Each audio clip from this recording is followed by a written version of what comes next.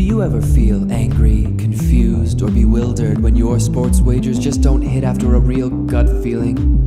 Do you ever feel like your personal team biases are affecting your ability to think clearly when placing bets? Then maybe it's time to ask your doctor about Better Than Vegas. Sideline your impulses to flip a coin deciding the last leg of your parlay. Free yourself from humiliation as your betting ignorance dissipates into thin air. Side effects may include swollen wallet, tears of joy, and be sure to see your spouse if you have an erection lasting longer than 4 hours.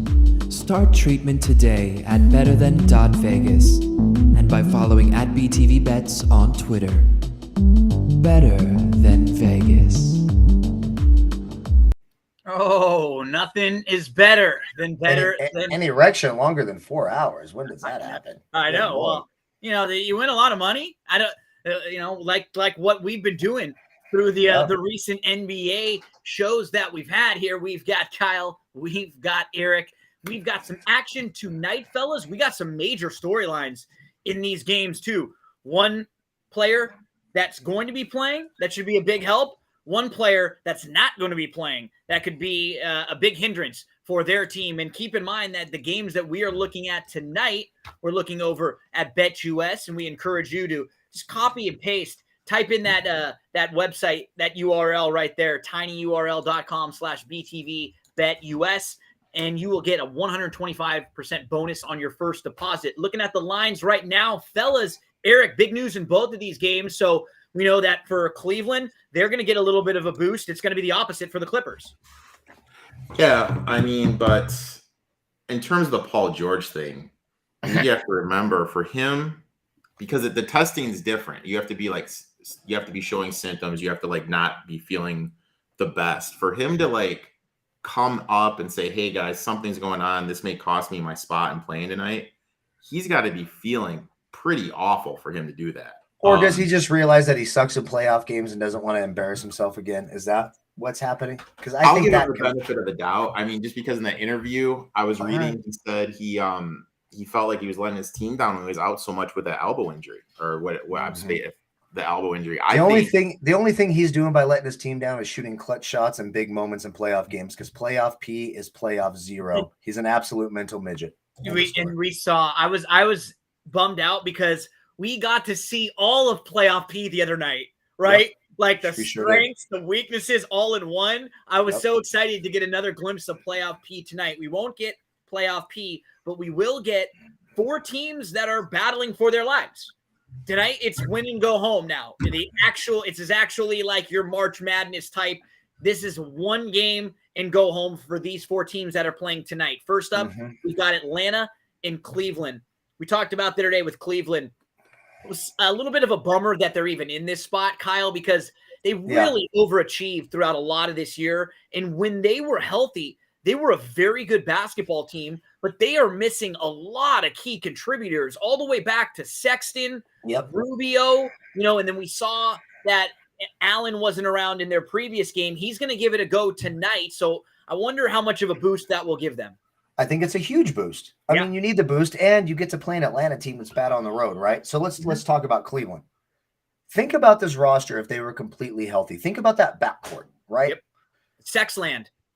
Colin Sexton, Darius Garland, Ricky Rubio, Karis LeVert. Fantastic backcourt. Think about the front court, healthy.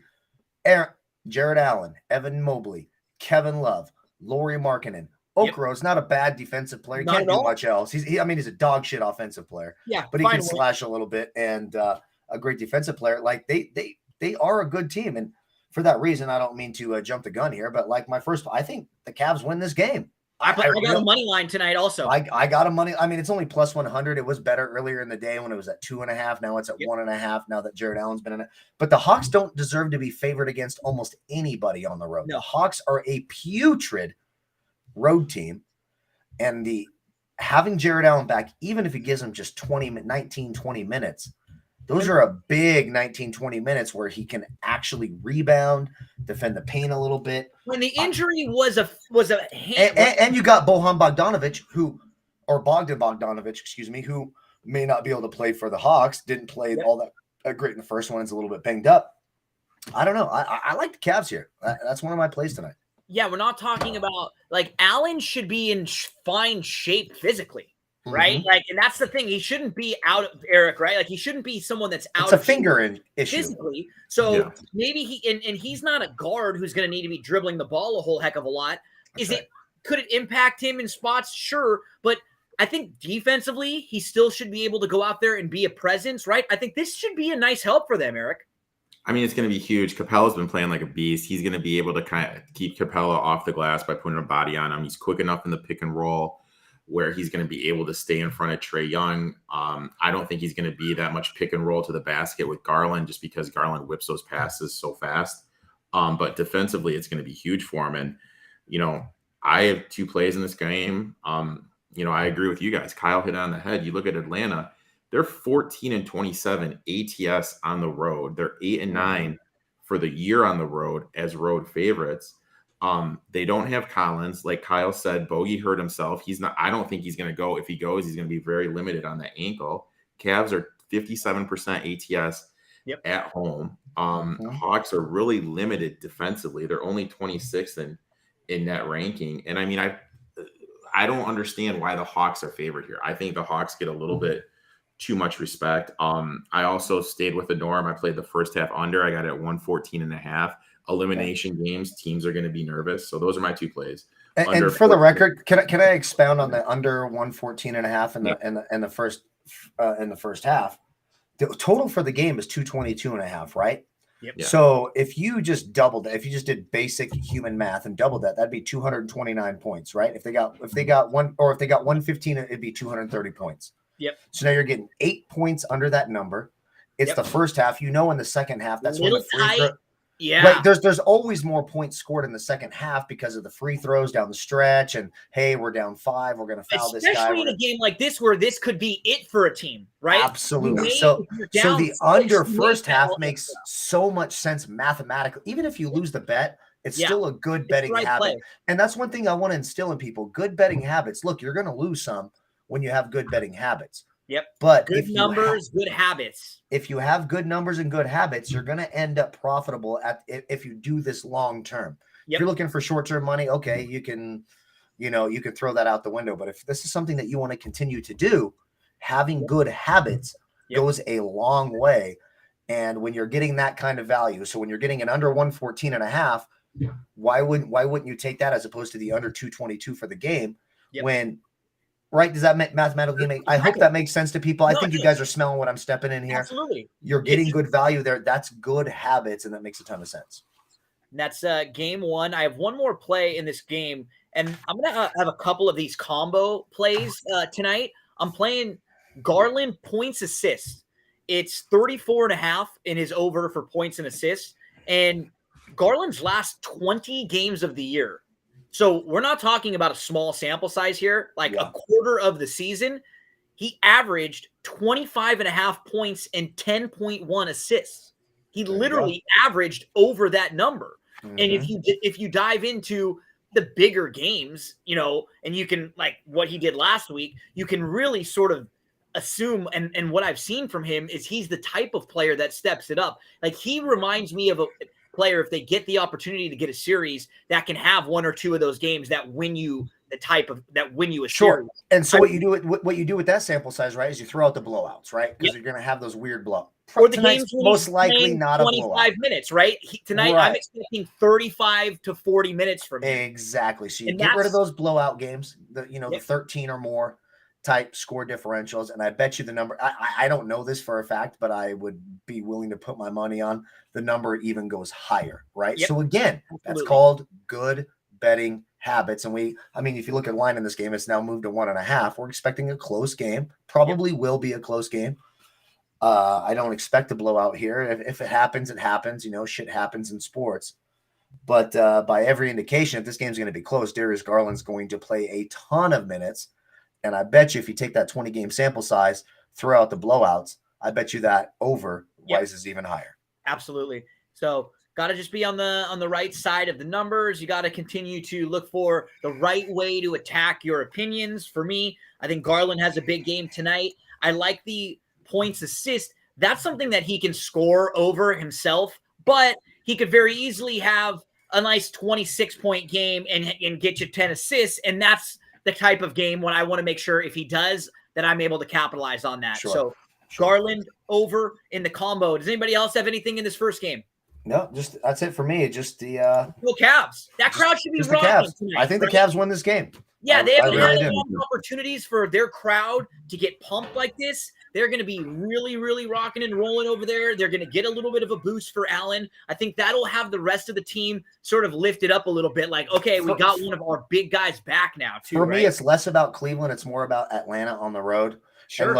And look, in the words of Ace Ventura, even the most intuitive investigator can be wrong from time to time. But if I am wrong, and she is indeed a woman, as she says, then, my friends, she is suffering from the worst case of hemorrhoids I have ever seen. And Atlanta on the road is hemorrhoids for me. I fade Atlanta on the road. Einhorn. It's funny because we do the Mohawk Mania shows every week where we handicap the standardbred racing from Woodbine Mohawk. There's a horse that races every week that's named Finkel is Einhorn. And so every time we'll always have like a little reference or we'll make a comment there. Yeah. Let's move along to game 2. We found out earlier today, Paul George is going to be out of the Clippers-Pelicans game. And immediately the number shifted a whole lot. And so for me, I like the Pelicans before. I didn't get a chance to bet the Pelicans before. And so I'm not going to go in and bet that number right now. Maybe I wait a little bit, and if it's in-game, if the Pelicans get down, I can get a better number, and I can play them live. But I'm not going to play that particular play. I am going to attack one more combo in this game, guys. And I'm attacking Herb Jones, baby. Oh, wow. I'm going Herb Jones over 14.5 points rebounds. So Herb Jones is a fantastic defender. And the defense, you're saying, why are you telling me he's a good defender? What the hell does that have to do with him scoring any points and rebounds? I think he's just going to be able to be on the floor for 35 to 40 minutes because of that. We saw him play 37 minutes the other night in a similar situation. He's such a fantastic defender, and he's becoming competent enough at hitting the three and offensively that the guy is just hard to take off the court because he can do so much for you defensively. I think by just being out there for 35 to 40 minutes, that puts him in a great spot to get a couple easy buckets, 5 to 6 rebounds, and that'll put us right over the 14.5, which is plus 100. We can actually get plus money on the Herb Jones over 14.5 points rebounds. So I got a combo in this game tonight. Kyle, what are you doing, Pelicans, Clippers? Well, I will say, I mean, I don't have an official play on this, but I think the Pelicans win the game. Yeah. I don't think they had a chance. We liked them before, even with Paul George. Yes. Well, I'm kind of sad that Paul George is out because I like them almost even more. Honest to God, I know. I'm sorry, Paul George, but I'm never flying in your helicopter. I'm never picking you first on a schoolyard game because I know you won't make the big shot. But the Pelicans have more talent. I mean, let's just call it what it is. I mean, even if you take Devontae Graham, who's like basically out of the rotation now. Yeah. If you took Devontae Graham, he would play 25, 30 minutes for the Clippers.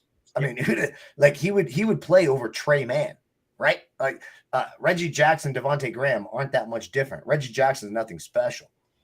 So I do like the Pelicans in this game. I like both underdogs. Honestly, I do. I think it's a decent parlay tonight, taking both underdogs. But the one play I'm taking, we're going right back to the other night. I'm taking Jonas Valanciunas under a half 3-pointer. He took one the other night, missed it. He's taken 6 threes in his last 8 games. Keep riding it till she bucks you. Yeah, I'm gonna ride it till she bucks. Now he might make one. He might bank one in. But the dude can't shoot threes. I don't know why he's even attempting a three. He's attempted 1 in his last 4 games. Love this. He's made absolutely 0 in his last 4 games. And he's taken 8 in his last 6 games now. Love this. So I'm taking, and it's at minus 125. Like the number does not dictate what he's been doing. So again, it could lose, but that's smart betting. The number catches up, you keep playing it. Yes, the number's not catching. Like really, this number should be minus 185 or minus 200 on the other. Absolutely. But it's not. It's minus 125. So you know what? My brain does the math and says, you know what? His recent performances have not dictated that. This is an important game tonight. You think they're going to waste a possession on a Jonas Valanciunas 3? You think he's going to launch up 4 threes tonight? There's definitely not any plays or any scheme being run for him to take a 3, right? Exactly. Under half 3. He's not going to make it 3 tonight. Minus 125. I love the play. Erik, where do you want to go for Pelicans Clippers? To piggyback what Kyle said, I actually took JV under 19.5 points. I understand he's averaging 22.8 points against the Clippers, but if you just look at the 4 games he's played, I mean, you look at the 4 games he's played, 8 points on the 3rd, 18 points on the 13th, on the 29th of November, 39 points, on the 19th of November, 26 points. The games he went over double digits, no CJ. That's Since CJ has come, he has only gone over 20 points, and that includes the game against Minnesota 5 times. Abortions in Texas have gone up by 2, right? Yeah. Okay. And I Should I think say that? I don't know. I think that if you take out that 39 point, it drops down to 17. So I think I like this. I like JV under 19.5 points. I took the under 105.5, like before the Paul George news popped. I like that. I expect both teams to come out a little defensively. I'll give CJ McCollum all the credit in the world. What he did that first half with that veteran leadership that was incredible. To calm everybody down and really take the scoring load was great. It's going to be interesting to see how these role players play on the road in crypto center. But in my eyes, the way I look at stuff, this Clippers team played 51 games without Paul George. This number was at 4. I'm looking at the book I use. The Clippers are getting 1.5. Is Paul George really worth that many points? Probably. He's the only guy with who's the all-star on the Clippers? Jackson, the way garbage. Marcus Morris, garbage. Ivica Zubac, garbage. Nicholas Batum, garbage. And Isaiah Hartenstein, garbage. It's garbage after garbage on that Clippers roster. I don't disagree with anything that you said. You have a young Pelicans team who could have a not mental lapse, but like a little bit of a letdown. No Paul George. But doesn't CJ help that a little bit? I know CJ, hasn't had a lot of success, but CJ. I do like what Erik's point about the Clippers is that they did this a lot this year already, right? So that I do like that. Paul George only played 30 games this year. Yeah, and they played none. So I don't think this Clippers group, like I said, I was going to play against them either way, but they are used to this. This isn't something that will be new to them. And Ty Lue is a very good coach. He is a really good coach. So I could. Can we say really good coach or just better than Doc Rivers? Let's just say. Oh yeah, that's true. I wouldn't say really good. I would say better than Doc Rivers. Funny. Who was on one of the broadcasts today? They called him the Bill Belichick. Did you hear that? They called him Bill Belichick. Mark Jackson. That person is. I know we're not supposed to say this word. Is a retard. Because he's not Bill Belichick of the NBA. Good luck. He's done a good job this year. I'll give him that. Again, he's the alien from Men in Black when the head starts to grow back and it doesn't get to full size. Ty Lue looks like the dude who got his head blown off in Men in Black and the head grew back. That's what he looks like. Back to the Clippers, I think the main thing is if Kennard plays, because Kennard's been lights out shooting the 3. It will only if it's like 15 minutes a game, the spacing, he's going to I wanted to attack a prop or 2 of his, but I don't think you'll be able to find any. If Kennard plays, realistically, I'll probably be on the Clippers at plus 1.5, maybe a plus 2 if it pops somewhere. So if you're taking that, or are you just taking the money line? Because are you expecting a 1-point win? Like I don't know. Don't you just take the money line? Don't you take the extra value on the win? If it's 1.5, the only way that matters is if they win by 1 or if they lose by 1 point. You know what I mean? It's just I got it. Just the way I play, I would take the 1.5. I would take the money. For me, I take the plus money on the money line. Yeah, for me, because unless you think that the Pelicans are going to win by 1 point. Right? Yeah, because I can understand the number. Or the Clippers are going to win by 1 point. Mm. You take the extra 20 cents on the dollar. Yeah, absolutely. You get better. You get better on the money line when it's close. I understand. 1 point games are pretty rare in the NBA. If you look it up, it's like 17% of the time or something like that. It's something very low. So if you're getting a 1.5 number, you may as well bet the money line instead of why take 20 cents less on a 1.5 when if they cover the 1.5, they most likely won the game. Yep. You know what I mean? Very rarely is it just a 1 point game. Tonight, 2 games, 4 teams trying to stay alive. We will be back with you tomorrow to preview the series. Saturday and Sunday, we have 4 NBA games on each day. We have the NBA playoffs beginning, and these are 2 of really the cool NBA days of the year because 4 games all throughout the day, very important games, and a couple of these series will end up being sweeps, and we probably don't have very many other situations where you're going to have a nice little 4-game stagger like that on Saturday, Sunday. So we'll have a lot to talk about. Tune in noon Eastern time, Saturday and on Sunday. Kyle, good luck tonight with your plays. Thank you, guys. Good luck to you. By the way, I love you guys. You know how much I love doing this show. You two are absolutely amazing. Erik, Gino does a great job hosting. It's weird when I have to do it the other way. Erik is so good, and he's so good at like tweeting the things out. Like I just love you both so much. So without being too cheesy, thank you guys so much. I really enjoy this. We've had a blast. It's been a very good combo so far through these last couple weeks in the NBA, and now we're going to ramp it on up for the NBA playoffs. Kyle, my friend, good luck. Erik, good luck to you this weekend. I'll see you fellas tomorrow morning. Make sure you all tune in noon Eastern time. We'll set you up for a 4-game slate in the NBA tomorrow. Good luck in your plays tonight. Make sure follow BTV Bets. Flip those notifications on. Oh, by the way, I pulled this up and didn't even scroll down. We're over at oldsmokeclothing.com/BTV.